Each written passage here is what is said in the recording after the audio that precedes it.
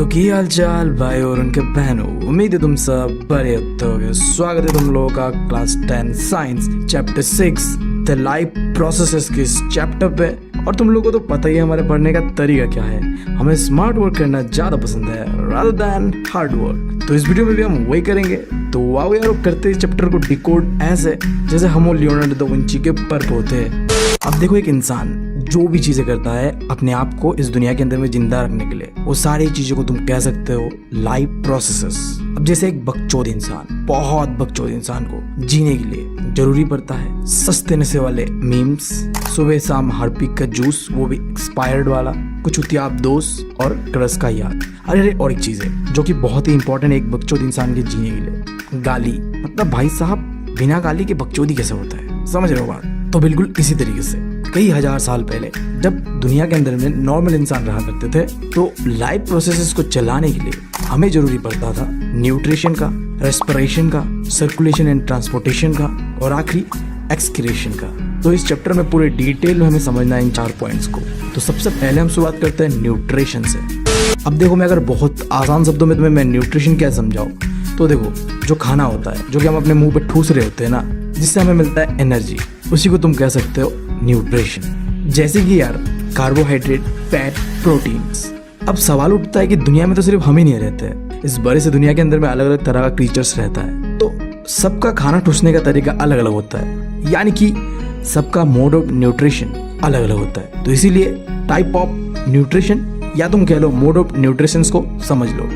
तो generally type of nutrition 2 तरीके का होता है। पहला है ऑटोट्रोपिक और दूसरा है हेट्रोट्रोपिक। ऑटोट्रोपिक के अंदर में आता है प्लांट्स जो कि अपना खाना खुद से ही बनाते हैं। अब कैसे बनाते हैं? इनऑर्गेनिक सोर्सेज से बनाते हैं। अब ये इनऑर्गेनिक सोर्सेज क्या है? तो यार ये है कार्बन डाइऑक्साइड, वाटर और सनलाइट, ठीक है। और जो हेट्रोट्रोपिक है ये मेनली हम ह्यूमंस है जो कि अपने खाने के लिए दूसरे के ऊपर डिपेंडेंट रहते हैं। अब देखो, हेट्रोट्रोपिक न्यूट्रिशन थोड़ा सा कॉम्प्लेक्स है, ये 3 तरीके में फिर डिवाइडेड है।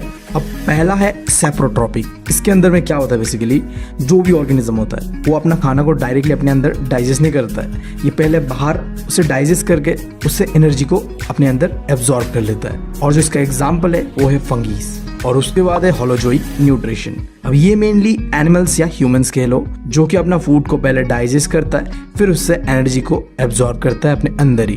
अब इन दोनों के अलावा तीसरा होता है पैरासिटिक न्यूट्रिशन। अब ये एक खास तरह का ऑर्गेनिज्म होता है जो कि अपने फूड को मारता नहीं है, बस उससे एनर्जी एब्जॉर्ब कर लेता है, जैसे कि यार मस्क्यूटोस।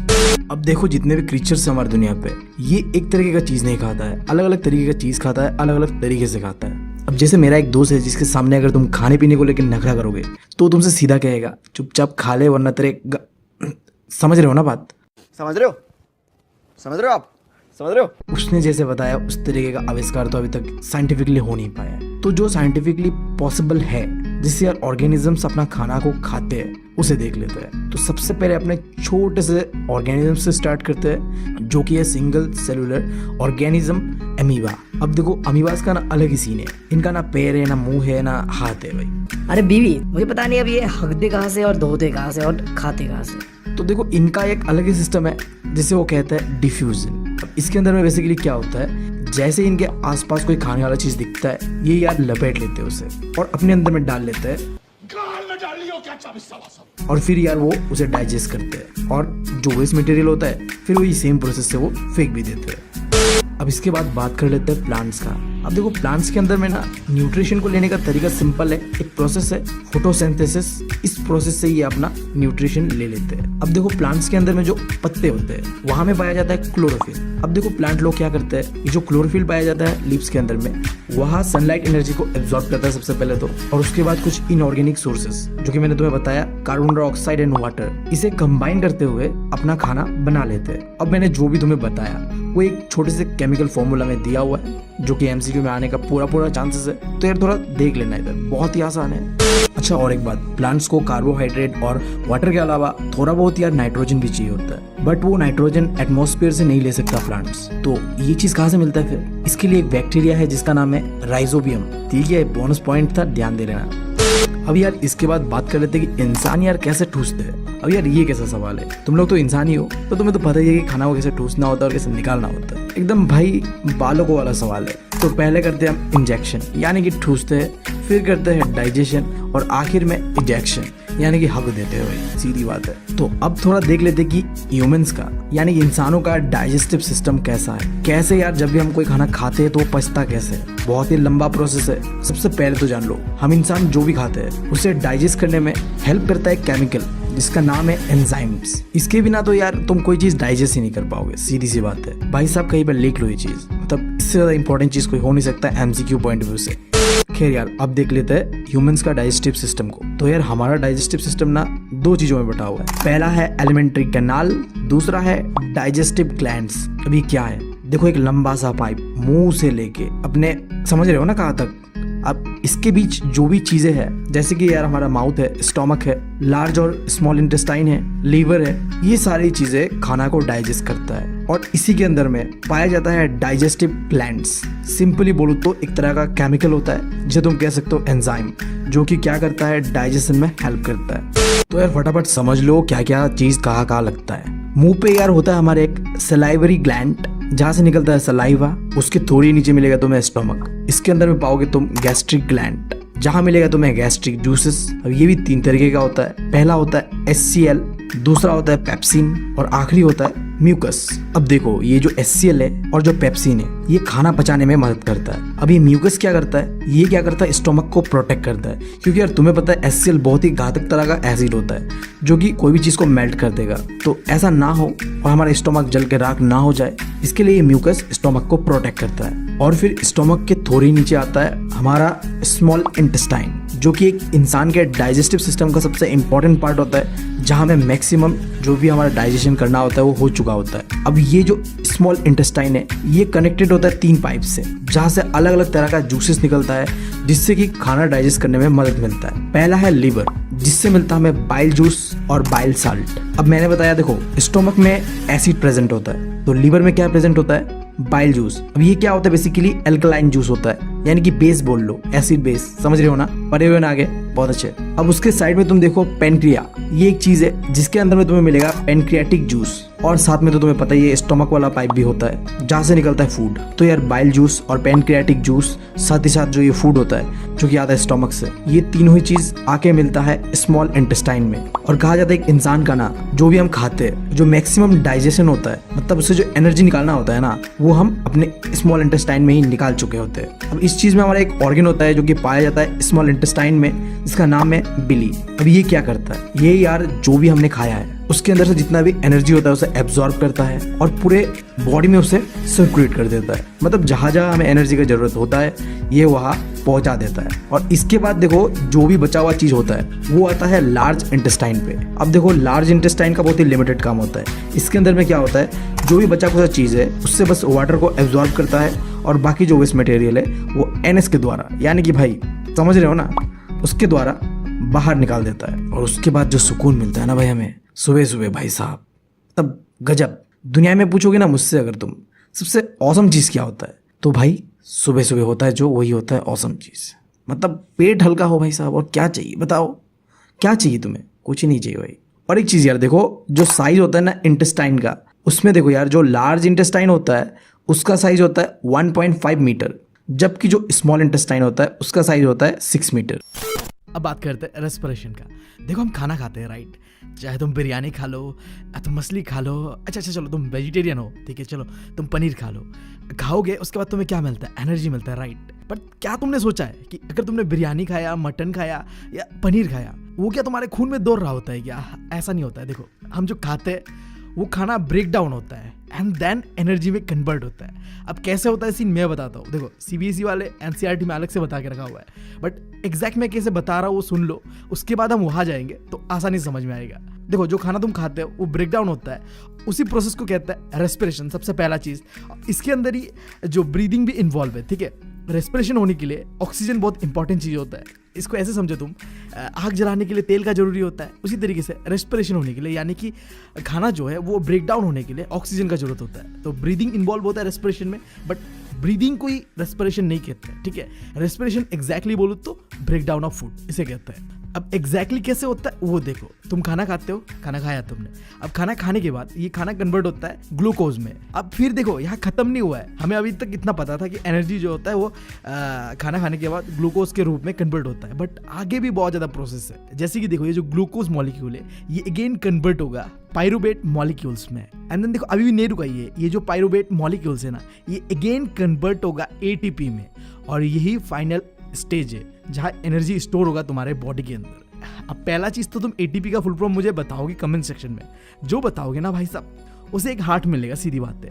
मैं तुम्हें बता दूं एटीपी का काम क्या है। देखो अगर तुम जिम जाते हो, अगर जाने का सोच भी रहे हो, तो एटीपी का बहुत काम होता हुआ। जैसे मैं तुम्हें चीज़ बता पाऊंगा क्योंकि मैं जिम रेट हूँ, तो हम क्या करते हैं क्रेटीन लेते हैं। क्रेटीन के अंदर में एटीपी होता है, वो एटीपी हमारे बॉडी पे जाके स्टोर होता है और वो एनर्जी देता है हमें और भी ज़्यादा वेट उठाने के लिए। तो एग्जैक्टली मैं बता रहा हूँ एटीपी क्या होता है, फाइनल फॉर्म ऑफ एनर्जी होता है जो कि तुम्हारे बॉडी के अंदर सेल्स में स्टोर रहता है, जो कि तुम्हें एक्स्ट्रा पुश दे रहा होता है। मान लो आज मैं अगर 10 kg उठा पा रहा हूँ, तो अगर मैं क्रेटीन लेता हूँ जिसके अंदर में एटीपी होता है, ये सप्लीमेंट होता है, खाने के साथ भी एटीपी आता है बट वो बहुत ही कम अमाउंट पे होता है, तो हम जिम ब्रो क्या करते हैं क्रेटीन ले लेते हैं। क्रेटीन में हमें एक्स्ट्रा एटीपी मिलता है, अब वो एटीपी स्टोर होता है और फिर हम नेक्स्ट दिन जब जाते हैं तो और ज़्यादा वेट उठा पाते हैं। खैर अगर तुम्हें इतना नहीं जानना, अगर तुम्हारे सर के ऊपर से जा रहा है ये सब, तो हल्का हल्का एग्जाम के लिए इतना जान लो कि एटीपी एक एनर्जी मॉलिक्यूल है, इसे एनर्जी करेंसी भी कहते हैं। जैसे खर्चा करना होता है ना हमारा एनर्जी कुछ भी, तो एटीपी ही बर्न होता है। हम जो भी एनर्जी यूज़ करते हैं अपने बॉडी का, वहाँ पे कौन सा चीज़ खर्चा होता है, एटीपी, क्योंकि ये करेंसी की तरह काम करता है। यहाँ पे देखो ये डायग्राम देख रहे हो, एग्जैक्टली मैं जो बताया हूँ वही चीज यहाँ पे बताया हुआ है, बस यहाँ पे एटीपी कैसे बनता है वो प्रोसेस की जगह ये 3 चीजें डाला हुआ है। क्योंकि देखो हम जो normal organisms like human and animals, वहाँ पे एटीपी बनने का प्रोसेस अलग रहता है। फिर लाइक जो बैक्टीरिया एंड यीस्ट जैसा ऑर्गेनिज्म है, इधर में जो एटीपी बनने का प्रोसेस जो होता है वो अलग होता है। देखो मैं पहले बताता हूँ कि हमारे यहाँ क्या होता है। तो ऑक्सीजन के प्रेजेंस पे हमारे यहाँ पे एटीपी बनता है। लाइक देखो यहाँ पे पहले क्या हुआ था, जो ग्लूकोज है वो पहले पायरुवेट मॉलिक्यूल पे बना। अब इसके बाद ये जो एटीपी बनेगा ना, वहाँ पे हमारे केस पे ऑक्सीजन चाहिए, ऑक्सीजन से ये जो पायरुवेट मॉलिक्यूल रिएक्ट होगा एंड देन एटीपी बनेगा। और इस तरीके का जो रेस्पिरेशन होता है जहाँ में ऑक्सीजन की मदद से एटीपी बनता है, उसे कहते हैं एरोबिक रेस्पिरेशन। और इसका एकदम उल्टा लेते हैं, जो बैक्टीरिया यानी यीस्ट का बात करते हैं, वहाँ पे क्या होता है एटीपी तो बनता है, यानी कि ये जो पायरुवेट मॉलिक्यूल्स है वो एटीपी में कन्वर्ट तो होता है, बट वो ऑक्सीजन के एब्सेंस में होता है, क्योंकि उन्हें ऑक्सीजन नहीं चाहिए। ऑब्वियस सा बात है यार, उनके पास कोई ऑक्सीजन लेने का चीज़ ही नहीं होता, सीन ही नहीं होता है, राइट। तो ऐसे जो रेस्पिरेशन होता है जहाँ में ऑक्सीजन का कोई इन्वॉल्वमेंट नहीं होता, उसे कहते हैं एनारोबिक रेस्पिरेशन। अब आई गेस तुम लोग अभी क्लियर होगा। अब यहाँ पे देखो मिडिल पे और एक दिया हुआ है लेक ऑफ ऑक्सीजन। ये क्या है बोलूँ तो देखो बहुत सिंपल है, हमारे बॉडी पे ना एक ऑक्सीजन के एब्सेंस पे भी एक चीज़ हो रहा होता है। लाइक हम जब बहुत दौड़ते हैं, बहुत ज़्यादा चीज़ कर रहे होते हैं ना, हाँप रहे होते हैं, तब क्या होता है ऑक्सीजन इतना नहीं पहुँच पाता है बॉडी पे, उस समय इस तरीके का रेस्पिरेशन होता है। और जब इस तरीके का रेस्पिरेशन होता है तब बनता है लैक्टिक एसिड, ठीक है। अब अगर मैं तुम्हें एक वर्ड में बताऊं कि ह्यूमंस या एनिमल्स के अंदर में ये जो रेस्पिरेशन कैसे होता है, सबसे पहला चीज़ तो एरोबिक रेस्पिरेशन होता है। वो कैसे होता है एग्जैक्टली, एक ही डायग्राम से क्लीन ये चीज़ देखो। तुम खाते हो खाना, खाने के बाद वो एनर्जी यानी कि ग्लूकोज में कन्वर्ट होता है। अब उसके बाद ये ग्लूकोज क्या होता है, पायरुवेट मॉलिक्यूल्स में कन्वर्ट होता है। अब ये मॉलिक्यूल जाता का है, देखो ये तुम्हारा है सेल, ठीक है, ह्यूमन बॉडी का सेल है। अब इस सेल के अंदर में खाली जगह जो है ना, इसे कहते हैं साइटोप्लाज्म, और ये सेंटर पे क्या है, न्यूक्लियस, राइट। अब इन दोनों चीज़ों के बीच ये रेड रेड सा कुछ दिख रहा है, इसे कहते हैं माइटोकॉन्ड्रिया। अब इसके अंदर ही एग्जैक्टली एटीपी जमा होता है। तो सबसे पहले क्या हो रहा था, ग्लूकोज जो होता है पायरुवेट मॉलिक्यूल्स में कन्वर्ट होके पहले आता है यहाँ पे साइटोप्लाज्म में। अब उसके बाद ये आके ये माइटोकॉन्ड्रिया में एटीपी के फॉर्म में स्टोर होके बॉडी का जितने भी सेल्स होता है वहाँ बैठता है। आई गेस अब तुम्हें क्लियर होगा, मैंने तुम्हें डायग्राम से भी समझाया और फ्लो चार्ट से भी समझाया। अभी देखो तुमने समझा कि रेस्पिरेशन क्या होता है और कैसे होता है रेस्पिरेशन। अब स्पेसिफिकली देखना हमें कि प्लांट्स के अंदर में कैसे होता है और एनिमल्स के अंदर में कैसे होता है। पहले प्लांट्स के अंदर में देखते हैं, थोड़ा आसान है वो, फिर एनिमल्स के अंदर भी देखेंगे, यानी कि ह्यूमंस के अंदर में स्पेसिफिकली देखेंगे। तो प्लांट्स के अंदर बहुत सिंपल है, वो ब्रीथ करते हैं, यानी कि सांस लेते हैं जैसे हम लेते हैं, एंड देन वो एनर्जी को रिलीज करते हैं। अब प्लांट्स के बारे में ये चीज़ तो पता होगा कि वो लोग ऑक्सीजन देते हैं एंड कार्बन डाइऑक्साइड लेते हैं, यानी CO2 लेते हैं। ये सीन ना रात को और दिन को अलग अलग रहता है। अब रात के समय क्या होता है, खाना नहीं पकाते वो लोग, ठीक है। अब खाना नहीं पकाते इसका मतलब ये है कि वो जो प्रोसेस है फोटोसिंथेसिस ये नहीं करते वो लोग, ठीक है, क्योंकि अब सूरज ही नहीं है तो खाना कहाँ से पकाएंगे। ऐसा समझो कि अगर चूल्हा में आग ही नहीं है तो खाना कहाँ से पकेगा ना। अब जब खाना नहीं पक रहा होता है ना, तो उस समय रात को पैरों से सिर्फ और सिर्फ निकलता है क्या पता है? कार्बन डाइऑक्साइड यानी कि CO2 निकलता है। जबकि दिन के समय खाना पकता है, तो खाना पकने पे चूल्हे पे तुम्हें क्या देना होता है? एनर्जी चाहिए होता है। तो दिन के समय जो CO2 है उसका इस्तेमाल करके खाना पकता है, बट रात के समय नहीं पकता है। तो रात के समय गच्ची से सिर्फ निकलता है CO2, जबकि दिन के समय निकलता है ऑक्सीजन। क्योंकि दिन को खाना पकता है, यानी कि जो फोटोसिंथेसिस वाला प्रोसेस है वो हो रहा होता है, इसके वजह से दिन को निकलता है ऑक्सीजन और रात को निकलता है CO2। ये बस छोटा सा डिफरेंस है, ये जान लो, बस खत्म है। आगे बढ़ते हैं। अभी ह्यूमंस के अंदर में कैसा रेस्पिरेशन होता है वो चीज देखते हैं। इस डायग्राम के अंदर में कई सारी चीजें दिया हुआ है, बट मैं बता रहा हूँ तुम्हें कुछ 5 चीजें ऐसे हैं जिनका नाम और कहाँ वो है उनके बारे में और उनका फंक्शन, वो चीज बस याद रखना है। अब देखो पहले क्या होता है, नोस्ट्रल पैसेज जो तुम्हारा नाक होता है ना, वहां से एयर जो होता है ब्रीद होता है, अंदर आता है। अब देखो इसके अंदर में, नाक के अंदर में कई सारे बाल होते हैं एंड देन थोड़ा म्यूकस होता है, जिसकी वजह से क्या होता है, पहले तो ये फिल्टर होता है, ओके, 10 पार्टिकल को रोक के नाक के अंदर से बस एयर जो होता है आ रहा होता है, ठीक है। अब जो आ रहा होता है ना, तो एक पाइप से आ रहा होता है, ठीक है। अब ये जो पाइप है ये बना हुआ है रिंग्स ऑफ कार्टिलेज से। अब इसे दूसरे नाम से भी बुलाया जाता है जिसे कहते हैं ट्रेकिया। अच्छा, ये ट्रेकिया का जो फंक्शन कह लो या फिर जो ये रिंग्स ऑफ कार्टिलेज का क्या काम है? पहला चीज तो ये बहुत ही एक फ्लेक्सिबल टिश्यू है जो कि मतलब सिकुड़ता भी है और फैलता भी है। अब इसका क्या काम होता है वो तुम बहुत ही अच्छी तरीके से समझ पाओगे। जो अस्थमा पेशेंट होता है वो लोग से देखो, उन्हें ना सांस लेने में तकलीफ होता है। ये जो उनके पाइप होता है ना, इसके अंदर में कुछ म्यूकस टाइप का जम जाता है, जिसके वजह से उनका सीना दर्द दे रहा होता है। एक्चुअली उनका सीना दर्द नहीं दे रहा होता है, ये जो रिंग्स ऑफ कार्टिलेज है ये क्या होता है, सिकुड़ जाता है, कुछ जम जाता है म्यूकस टाइप का कुछ, ठीक है, जिसकी वजह से ये सिकुड़ जाता है और फिर उन्हें सांस लेने में प्रॉब्लम होता है और उन्हें लगता है कि सीना में दर्द हो रहा है, ठीक है। अब देखो ये पाइप इधर आके देखो लंग्स पे आके राइट एंड लेफ्ट तरफ पे डिवाइड हो जा रहा है। अब इसे कहते हैं ब्रोंकाई, ठीक है। जो डिवीजन हुआ ना ब्रांच की तरह, पेड़ के रूट्स की तरह, इसे कहते हैं ब्रोंकाई।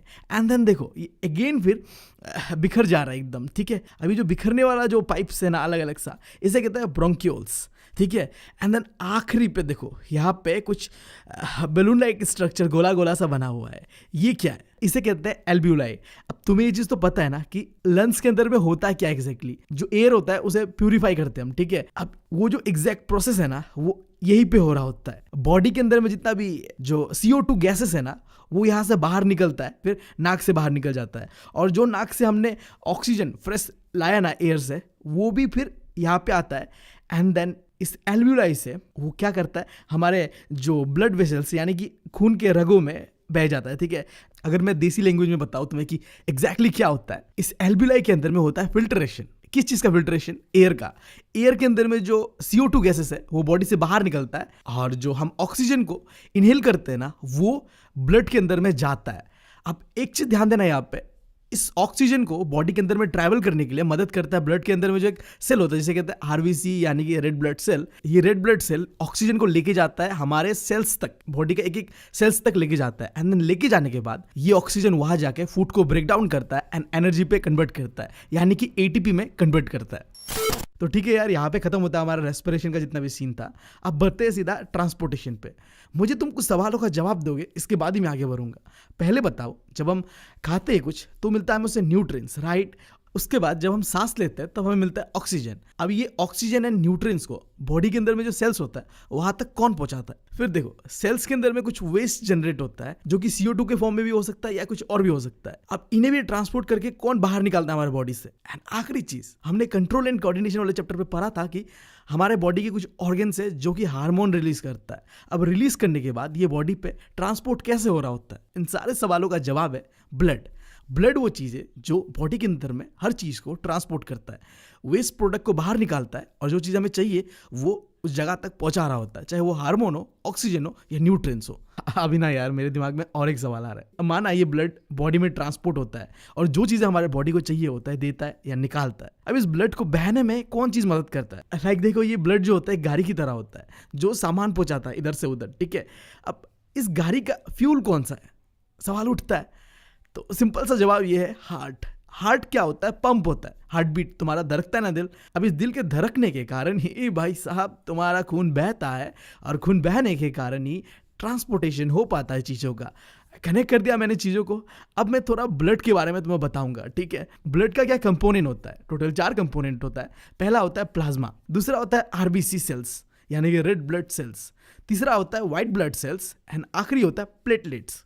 चारों का क्या काम होता है? देखो ये जो प्लाज्मा होता है इसी के अंदर ये तीनों चीजें रहते हैं। फिर ये जो आरबीसी यानी रेड ब्लड सेल है इसके अंदर में पाया जाता है हीमोग्लोबिन। अब ये हीमोग्लोबिन ही वो चीज है जो ऑक्सीजन को बाहर से अंदर सेल्स तक पहुंचाता है। पहले ही मैंने बताया था रेस्पिरेशन वाले चैप्टर पे, ठीक है।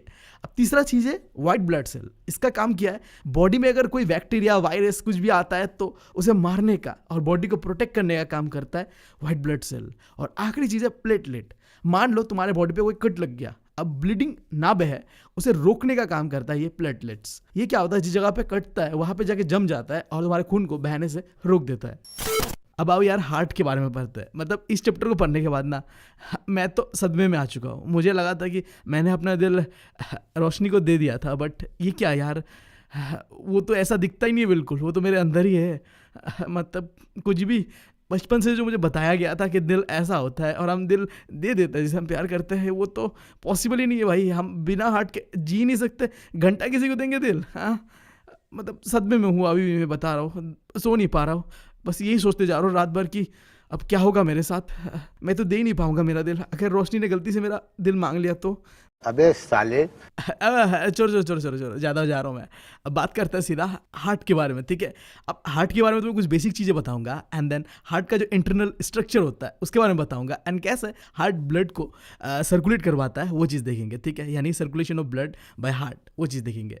बेसिक चीज़ बताओ तो हार्ट एक पंपिंग ऑर्गन है, ठीक है, जो कि ब्लड को पंप करता है एंड जो ब्लड का ट्रांसपोर्टेशन है वो चीज़ करता है हार्ट। देखो मैं जब अपना फिजिकल एजुकेशन का क्लास चल रहा था यूनिवर्सिटी के अंदर में, तो टेस्ट पे मैंने ये गलती किया था, तो मत करना जाके, ठीक है। मुझे पहले लगता था कि हार्ट पे ही ब्लड जो होता है वो प्यूरीफाई होता है, बट ऐसा नहीं है। दो अलग ऑर्गन है जहाँ पे हार्ट प्यूरीफाई होता है। पहला है लंग्स, दूसरा है किडनी। आगे हम देखेंगे वो दोनों चीज़ें, बट अभी के लिए इतना जान लो। बेसिक चीज़ें मैंने तुम्हें बता दिया। आखिरी चीज़ अगर तुम्हें जानना है कि हार्ट का जो साइज़ कितना होता है, एक मुट्ठी के बराबर, ठीक है। तुम्हारा मुट्ठी कैसी अपमानजनक बातें कर रहा है लड़का, ये अश्लील है ये लोंडा। क्या बता रहा हूँ मैं? अच्छा ठीक है, तुम्हारे हार्ट को जब तुम मुट्ठी बनाओगे तो उसके बराबर होता है हाँ तुम्हारा दिल का साइज। अब इंटरनल स्ट्रक्चर के बारे में बात करते हैं। देखो इंटरनल स्ट्रक्चर को जानने के लिए सबसे पहला चीज़ तुम्हें ये दो चीज़ जानना चाहिए कि हमारे हार्ट के अंदर में दो तरीके का जो है ब्लड आता है। एक होता है ऑक्सीजनेटेड ब्लड, एक होता है डीऑक्सीजनेटेड ब्लड। वो ब्लड जिसके अंदर में ऑक्सीजन होता है और वो हार्ट के अंदर में एंटर करता है उसे कहते हैं ऑक्सीजनेटेड ब्लड। और वो ब्लड जो कि हार्ट के अंदर में एंटर कर रहा होता है और उसके अंदर में होता है कार्बन डाइऑक्साइड यानी कि CO2, उसे कहता है डीऑक्सीजनेटेड ब्लड। सिंपल है। अब ये oxygenated blood and deoxygenated blood ना अलग अलग तरीके से मूव करते हैं। ये जो साइड है इस साइड पे डीऑक्सीजनेटेड ब्लड मूव करता है और इस तरफ में ऑक्सीजनेटेड ब्लड मूव करता है। अब ये oxygenated blood and deoxygenated blood heart के अंदर में मिक्स ना हो, इस चीज़ के लिए हार्ट के अंदर में सेप्टम, ये लाइन देख रहे हो, इसे कहते हैं सेप्टम। अब ये क्या करता है, deoxygenated blood and oxygenated blood को मिक्स होने से रोकता है। इससे तुम्हें एक चीज़ पता चल रहा है हार्ट के स्ट्रक्चर के बारे में कि हार्ट का जो राइट साइड होता है वो संभालता है डीऑक्सीजनेटेड ब्लड को और हार्ट का जो लेफ्ट साइड होता है ये संभालता है ऑक्सीजनेटेड ब्लड को। और इन दोनों ब्लड को मिक्स होने से रोकता है सेप्टम, क्योंकि वो दीवार की तरह यहाँ बना हुआ है। अभी भी यहाँ पे खत्म नहीं हुआ है, ठीक है। अब ये जो हार्ट है ना ये फिर 4 चेम्बर्स में डिवाइडेड है। ऊपर वाला जो हिस्सा होता है हार्ट का उसे कहते हैं अपर चेम्बर और जो नीचे वाला हिस्सा होता है उसे कहते हैं लोअर चेम्बर। तो हार्ट के अंदर में 2 अपर चेम्बर होता है और 2 लोअर चेम्बर होता है। अब ये ऊपर का जो 2 चेम्बर है ना इसे कहते हैं atrium, right atrium and left atrium, ठीक है। और नीचे के जो 2 चेम्बर है इसे कहते हैं ventricles, right ventricles and left ventricles. अब ये जो अपर चेम्बर होता है दोनों जिसे कहते हैं लेफ्ट एंड राइट एट्रियम, यानी कि ये रिसीविंग चेम्बर्स है। यहाँ पे आता है ऑक्सीजनेटेड ब्लड और यहाँ पे आता है डीऑक्सीजनेटेड ब्लड और ये हार्ट के अंदर में एंटर करता है। अब एंटर कहाँ से करता है मैंने बता दिया। अब फिर ये oxygenated and deoxygenated blood heart से बाहर निकलता है। अब बाहर कहाँ से निकलता है, ये जो नीचे वाला 2 चेम्बर है ना जिसे कहते हैं right ventricle and left ventricle, ठीक है, ये है डिस्ट्रीब्यूटिंग चेम्बर। इन दोनों चेम्बर्स से oxygenated and deoxygenated blood heart से बाहर निकलता है। अब ये कहाँ जाता है नहीं जाता है, मतलब सर्कुलेशन के बारे में बात करते हैं, जिसके लिए हम इस्तेमाल करेंगे इस डायग्राम को। सबसे पहले तुम देख पा रहे हो ये सेंटर वाला जो चीज़ है वो है तुम्हारा दिल, ऊपर में जो चीज़ है वो है तुम्हारा लंग्स और नीचे में मान लो है तुम्हारा बॉडी का ऑर्गन्स, ठीक है। सिंप्लीफाई करने के लिए दिया हुआ है। अब एक साइड देखो ब्लू कलर से रंगा हुआ है और दूसरा साइड रेड कलर से रंगा हुआ है। अब इसका मतलब क्या है, ये जो ब्लू कलर है वो रिप्रेजेंट कर रहा है डीऑक्सीजनेटेड ब्लड, माने कि डीऑक्सीजनेटेड ब्लड यहीं पे सर्कुलेट होगा और ऑक्सीजनेटेड ब्लड सर्कुलेट होगा रेड में। अब ये जो ब्लू पाइप है उसे कहते हैं वेन्स, एंड जो रेड पाइप है उसे कहते हैं आर्टरीज। एंड देखो ऊपर और नीचे में जो आर्टरीज एंड वेन्स जुड़ रहे हैं ना, इन जुड़ने वाले पाइप्स को कहते हैं कैपिलरीज। अब ये कैपिलरीज वो पाइप होते हैं जो कनेक्ट करते हैं वेन्स को आर्टरीज के साथ। अब मैंने तुम्हें बताया था ना कि लंग्स जो होता है हमारा वो क्या करता है, एक प्यूरिफाइंग यूनिट होता है। ये क्या करता है, डीऑक्सीजनेटेड ब्लड को ऑक्सीजनेटेड ब्लड पे कन्वर्ट करता है, यानी कि CO2 को फेंक देता है एंड जो ऑक्सीजन है, प्योर ऑक्सीजन जो होता है उस टाइप का ब्लड को हमारे बॉडी पे सर्कुलेट करता है। ये चीज़ तुम्हें पता था राइट। अब क्या होता है देखो, लंग्स से ऑक्सीजनेटेड ब्लड पहले ये जो लेफ्ट एट्रियम है ना यहाँ पे एंटर करता है, क्योंकि मैंने बताया कि ऊपर वाला चेंबर रिसीव करता है, देखो रिसीव कर रहा है ऑक्सीजनेटेड ब्लड को। एंड देन अब ये क्या करता है, जो ऑक्सीजनेटेड ब्लड है उसे भेजता है लेफ्ट वेंट्रिकल पे, यानी कि नीचे भेजता है। एंड देन ये जो लेफ्ट वेंट्रिकल है ये क्या करता है, फिर ये ऑक्सीजनेटेड ब्लड को पंप करके हमारे बॉडी तक पहुंचाता है। अब जब ये ऑक्सीजनेटेड ब्लड बॉडी पे जाता है अलग अलग हिस्सों पे, जाने के बाद वहाँ पे क्या होता है, CO2 इस पे मिक्स हो जाता है, जिसके वजह से ये फिर क्या बन जाता है, डीऑक्सीजनेटेड ब्लड बन जाता है। अब इसे फिर प्योर करना पड़ेगा। अब फिर फिल्ट्रेशन के लिए सबसे पहले ये हार्ट पे जाता है। हार्ट के कौन से हिस्से पे जाता है, जो तुम ये हिस्सा देख रहे हो ना, राइट एट्रियम, ऊपर वाला जो हिस्सा है मैंने बताया था ऊपर में रिसीव करते हैं। देखो ये राइट एट्रियम वो डीऑक्सीजनेटेड ब्लड को रिसीव करेगा एंड देन वो उसे नीचे भेजेगा राइट वेंट्रिकल पे। एंड आखिर में ये राइट वेंट्रिकल पंप अप होके ये जो डीऑक्सीजनेटेड ब्लड है उसे भेजेगा लंग्स पे, और लंग्स पे जाने के बाद वो लंग्स दोबारा इसे क्या कर देगा, प्योर कर देगा, फिल्टर कर देगा, जिसके बाद ये डीऑक्सीजनेटेड ब्लड ऑक्सीजनेटेड ब्लड बन जाएगा। तो यही है इसका सर्कुलेशन प्रोसेस। अभी अगर तुमने ध्यान से देखा यहाँ पे क्या हुआ, 2 बार सर्कुलेट हुआ, एक बार राइट की तरफ एक बार लेफ्ट की तरफ, जिस वजह से इसे कहते हैं डबल सर्कुलेशन। अब देखो जरूरी नहीं है कि हर एक जो ऑर्गेनिज्म है उसके अंदर में ऐसा डबल सर्कुलेशन ही होगा। लाइक बर्ड और मैमल्स के अंदर में डबल सर्कुलेशन होता है, यानी कि उनका जो दिल होता है उसका 4 चेंबर होता है। बट देखो जो रेप्टाइल और एम्फीबियंस होते हैं ना, उनके अंदर में 3 चेंबर होता है। और अगर बात करूं मछलियों का, तो मछलियों में बस 2 ही चेंबर होता है। तब समझ गए double circulation, single circulation, circulation क्या होता है, हार्ट का स्ट्रक्चर क्या होता है। भाई सब हो गया दिल के बारे में। हाँ अब दिल के मामले में ना अब तुम मतलब हाँ बहुत खतरनाक हो चुके हो, ठीक है। अब कोई तुम्हारा दिल नहीं तोड़ सकता, मैं बता रहा हूँ। अब सख्त लोंडा बनना है कि नहीं, सब पता है मैंने दिल के बारे में। अब दिल नहीं पिघलाना है, राइट। अब आगे बढ़ते हैं। अब बात करते हैं कि सर्कुलेशन प्लांट्स के अंदर में कैसे होता है। बहुत सिंपल है, 2 टिश्यूज के बारे में जानना है प्लांट्स के अंदर में जो होता है, और वही चीज़ है प्लांट्स के अंदर में जो ट्रांसपोर्टेशन है उन पे मदद करता है। पहला टिश्यू है जाइलम और दूसरा टिश्यू है फ्लोएम। अभी जाइलम टिश्यू करता क्या है, जो तुम्हारा रूट होता है ना प्लांट का, वो क्या करता है, सॉइल के अंदर से वाटर एंड मिनरल्स को लेके प्लांट के अलग अलग पार्ट तक पहुंचा रहा होता है। इतना ही काम है इसका। अब उसके बाद फ्लोएम क्या करता है, ये ट्रांसपोर्ट करता है खाना को। जो खाना पकाते हैं ना प्लांट्स फोटोसिंथेसिस के प्रोसेस से, अब वो खाना बनने के बाद प्लांट के अलग अलग पार्ट पे लेके जा रहा होता है उसे फ्लोएम। यहाँ पे बस याद रखना ये चीज, जाइलम के अंदर में सिर्फ अपवर्ड मूवमेंट होता है, ऊपर की तरफ ही जाता है रूट से लेके अलग अलग पार्ट पे, जबकि फ्लोएम के अंदर में ऊपर नीचे हर तरफ जा रहा होता है, क्योंकि प्लांट को भाई हर एक जगह पे खाना चाहिए, ठीक है। तो खाना को ऊपर भी लेके जाना होता है और नीचे भी लेके जाना होता है। खत्म कहानी प्लांट्स का भी। अब बात करते हैं आखिरी लाइफ प्रोसेस के बारे में, जो कि है एक्सक्रीशन। अब देखो हमने जो अभी तक 3 लाइफ प्रोसेसेस पढ़ा था, डाइजेशन, ट्रांसपोर्टेशन एंड रेस्पिरेशन, इन तीनों के होने के बाद कुछ वेस्ट जनरेट होता है हमारे बॉडी के अंदर में। अब वो वेस्ट को निकालने का काम करता है और उसी प्रोसेस को कहता है एक्सक्रीशन। अब ये चीज़ एकदम गाढ़ बांध लो, जो यूनिसेलुलर ऑर्गेनिजम्स लाइक बैक्टीरिया होते हैं उनके अंदर में ये एक्सक्रीशन का प्रोसेस होता है डिफ्यूजन से, याद रहेगा ये चीज। बट हमारे जैसे जो कॉम्प्लेक्स ऑर्गेनिज्म होते हैं ना, उनके अंदर में एक्सक्रीशन का प्रोसेस थोड़ा डिफिकल्ट है। देखो इस चैप्टर में बात करा गया है एक्सक्रीशन इन ह्यूमन के बारे में। तो इंसान ना 3 तरीके से अपना वेस्ट को बाहर निकालता है, सॉलिड फॉर्म में, लिक्विड फॉर्म में एंड गैसियस फॉर्म में। अब सॉलिड फॉर्म में निकालता है गांड से। अब हमने डाइजेशन वाले चैप्टर में पढ़ा था, ठीक है, उसके बारे में बात नहीं करते। अब जो हो गया, ठीक है। अब जो गैसियस फॉर्म में हम निकालते हैं वो कहाँ से निकालते हैं, हमारा जो लंग्स होता है ना वहाँ से हम निकालते हैं गैसियस फॉर्म में, ठीक है। उसके बाद आखिरी जो होता है लिक्विड फॉर्म में हम अपने वेस्ट को कहाँ से निकालते हैं, किडनी से, याद रहेगा।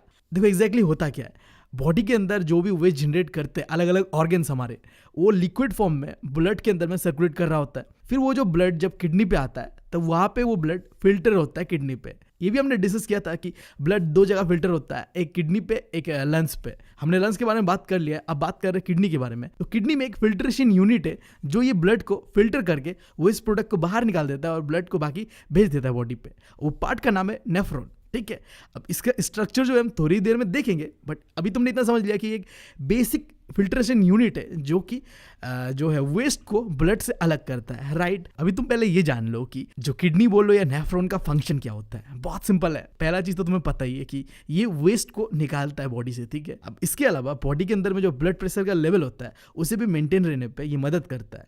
और आखिरी चीज बोलो तो बॉडी के अंदर में पीएच लेवल को भी मेंटेन रखता है। अब कैसे मेंटेन रखता है पीएच लेवल को बॉडी के अंदर में और कैसे वेस्ट को निकालता है, ये चीज जानने के लिए एक एनसीईआरटी पे एक चीज दिया हुआ है कि हम मूतते क्यों है, हम यूरिनेट क्यों करते हैं, ये जानो, सब क्लियर हो जाएगा, ठीक है। सो लाइक देखो, जो पर्पस ऑफ यूरिनेशन है ना वो क्या है। पहला चीज देखो, तुम्हारे बॉडी के अंदर में जो ब्लड होता है उसमें वेस्ट जनरेट होता है लिक्विड के फॉर्म में। अब वो वेस्ट यूरिन के फॉर्म पे निकलता है। कैसे निकलता है देखो, ब्लड में CO2 होता है, इसके अलावा जो कुछ नाइट्रोजनियस गैसेस होता है, जैसे लंग्स के अंदर में देखा था कि हमने CO2 को कैसे बाहर निकाल देता है, वो उसी तरीके से ये यूरिनेशन की मदद से CO2 लिक्विड फॉर्म में बाहर निकलता है। और जो हमने बात किया था नाइट्रोजनियस गैसेस का, उसके अंदर में क्या होता है, यूरिक एसिड। देखो बोला था ना एसिड लेवल को मेंटेन करता है। अब ये यूरिक एसिड को निकाल देता है जिसकी वजह से एसिड लेवल भी बॉडी पे मेंटेन रहता है। अब तुमने फंक्शन जान लिया और हम क्यों मूतते हैं वो भी तुमने जान लिया। अब आखिर में हम बात करते हैं जो ये नेफ्रॉन का स्ट्रक्चर है उसके बारे में। तो अगर तुम नेफ्रॉन का डायग्राम को देखो तो यहाँ हो सकता है तुम कंफ्यूज हो जाओ, बट मैं बता रहा हूँ तुम्हें, बस 2 चीजों का नाम याद रखना है और काफी है, ठीक है। पहला चीज तो देखो, ये जो हिस्सा इसे कहते हैं बोमेन कैप्सूल। अब इस हिस्से पे क्या होता है, ब्लड आता है एंड जो वेस्ट है वो फेंक के जाता है। अब जो आके फेंक के जाता है ना वो कनेक्टिव टिश्यूज, उसे कहते हैं ग्लोमेरुलस। भाई साहब नाम भी प्रोनाउंस करने में फट रहा है, बट जो भी हो, ये जो ग्लोमेरुलस है ये क्या कर रहा है, एक ब्लड वेसल्स का ये, ठीक है, खूनी ये समझ लो, जो कि रिलीज कर रहा है वेस्ट को। अब वेस्ट आया इधर, अब उसके बाद वेस्ट क्या होता है, पाइप के थ्रू ये बाहर निकल के यूरिनेट हो जाएगा। बट अभी यूरिनेट नहीं होगा। पहली बार जब नेफ्रॉन के अंदर में ब्लड फिल्टर होता है, फिल्ट्रेशन होने के बाद सिर्फ गंदगी बाहर नहीं निकलता है, इसके साथ बाहर निकलता है ग्लूकोज, एमिनो एसिड, साल्ट, इसके अलावा वाटर। अब गंदगी निकल जाए फर्क नहीं पड़ता, बट काम का चीज जो है ये नहीं निकलना चाहिए। तो फिर क्या होता है, इस पाइप से जब ये जा रहा होता है ना सारे वेस्ट और काम की चीजें भी, तो जो काम की चीजें होता है ना इस पाइप से फिर रीएब्जॉर्ब हो जाता है, ठीक है, बॉडी के अंदर में, सेल्स के अंदर में वापस चला जाता है ये। अब ये जो रीएब्जॉर्प्शन वाला सीन है, इसके लिए देखो बचपन से मेरी मम्मी कहती है, तुम्हारी भी मम्मी कहती होगी कि बेटा अगर अपना किडनी बचाना है ना तो पानी ज़्यादा पियो, पानी ज़्यादा पियो। क्यों कहते हैं वो ये चीज़, गंदगी जो होगा अच्छी तरीके से फिल्टर होगा और काम की चीज़ें जो है वो तुम्हारे बॉडी पे रीएब्जॉर्ब हो जाएगा, इस चीज़ की वजह से होता है। यानी कि मैं कहने की कोशिश कर रहा हूँ, ये जो रीएब्जॉर्प्शन होता है ना ये डिपेंड करता है कि तुम कितना पानी पीते हो और कितना पानी एब्जॉर्ब होता है, ठीक है। अब इसके बाद जो भी वेस्ट बाकी बचा हुआ होगा रीएब्जॉर्प्शन के बाद, वो वेस्ट और कुछ नहीं होगा, यूरिन होगा। यानी कि समझ रहे हो ना क्या होगा। हाँ, तो अब ये कैसे बाहर निकलेगा, यानी कि पाथवे ऑफ यूरिन क्या होगा, पहले तो ये किडनी से बाहर निकलेगा, बाहर निकल के कहाँ जाएगा, यूरिटस पे जाएगा। अब ये जो 2 यूरिटस है, अब देखो इसकी हिंदी में क्या कहते हैं, सुनो, मूत्रवाहिनी। समझ गए ना। तो ये पाइप से तुम्हारा यूरिन बाहर निकलेगा, यानी कि तुम्हारा मूत्र बाहर निकलेगा, और उसके बाद ये जाके जमा होगा तुम्हारा यूरिनरी ब्लैडर के अंदर। एंड देन जब तुम्हें प्रेशर आ रहा होगा बहुत ही जोर से, तब वो तुम्हारे यूरिथ्रा से बाहर निकल जाएगा, झरने की तरह बहेगा, और तुम्हारा यहीं पे ख़त्म होता है।